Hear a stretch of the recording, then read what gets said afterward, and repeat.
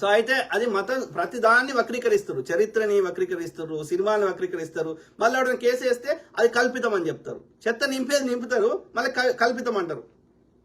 అంటే ఒక సిస్టమేటిక్ గా మన యొక్క ముఖ్యంగా ఈ యంగ్ జనరేషన్ యూత్ కి, చరిత్ర తెలియని వాళ్ళకి ఒక సిస్టమేటిక్ గా వాళ్ళ యొక్క సబ్ కాన్షియస్ లెవెల్లో వాళ్ళ బ్రెయిన్ వాష్ చేస్తా ఉన్నారు. అర్థమైందా? అదేంది ఈటీవీలా శివాజీ, ఈ శివాజీ రిలేటెడ్ ప్రోగ్రామ్ వస్తుంది శ్రీదేవి డ్రామా కంపెనీలో. లేకపోతే ఎంతసేపు ఈ హిందూ ముస్లిమ్స్ ఉంటే తిప్పాలి. ఒక సిస్టమేటిక్ గా యూత్ మనసును పాడియాలి. Very unfortunate, very unfortunate. నీలా హరీష్, మా గుండు సంజయ్ ఇందిరమ్మ ఇల్లు అంటే ఏ ఇందిరాగాంధీ గారి మాత్రమే ఇల్లు అనుకుంటాడు. Integrated naval development in rural area and mandal municipal area in a mass అని తెలియదు వానికి.